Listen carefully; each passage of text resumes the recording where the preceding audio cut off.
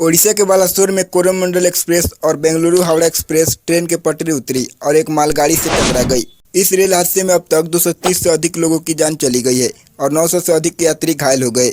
इस रेल हादसे की असली वजह क्या है, आइए जानने की कोशिश करते हैं इस वीडियो में। कांप गई। ये हादसा कितना भयानक संख्या तो आप समझ सकते हैं कि कितनी बड़ी दुर्घटना।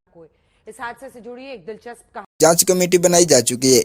क्या यह हादसा है या साजिश? रेलवे अधिकारी के मुताबिक हावड़ा जा रही 12,864 बेंगलुरु हावड़ा सुपरफास्ट एक्सप्रेस के कई डिब्बे बहानगा बाजार में पटरी से उतर गए और दूसरी पटरी पर जा गिरे।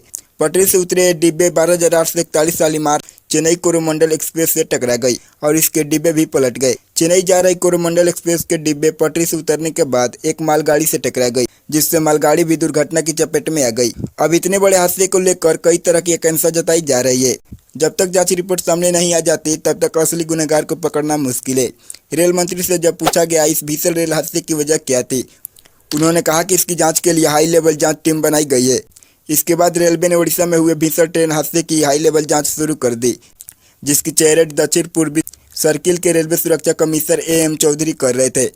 रेलवे सुरक्षा कमिश्नर नागर विमानन मंत्रालय के अधीन काम करता है और इस प्रकार के सभी हादसों की जांच करता है। अभी यह क्लियर नहीं है कि हादसा किस वजह से हुआ, लेकिन सूत्रों ने संकेत दिया है इसके संभावित कारण सिग्नल में गड़बड़ी होना है। इस हादसे का असली गुनहगार कौन है, इसको लेकर भी जांच चल रही है। दुनिया के सबसे बड़े रेल नेटवर्क में से एक भारत का रेल नेटवर्क है। इसके परिचालन में हाईटेक तकनीक का प्रयोग किया जा रहा है। फिर भी दो ट्रेन कैसे एक ही टाइम पर एक पटरी पर आ जाती है, आइए इसे भी जानने की कोशिश करते हैं। एक्सपर्ट का कहना है कि इसकी दो वजह हो सकती है, एक मानवीय भूल और दूसरी तकनीकी खराबी। ओडिशा में भीषण ट्रेन हादसे को फिलहाल तकनीकी खराबी माना जा रहा है। सिग्नल में खराबी आने की वजह से दो ट्रेन एक ही पटरी पर आ गई और भीषण टक्कर हो गई। रेलवे के जानकारों का कहना है कि ट्रेन के परिचालन रेलवे के कंट्रोल रूम से कंट्रोल होता है। कौन सी ट्रेन किस पटरी पर होकर गुजरेगी, रेलवे के ट्रैफिक कंट्रोल रूम से निर्देश दिया जाता है और सिग्नल कंट्रोल करने वाले पटरियों को उस हिसाब से एडजस्ट करते हैं।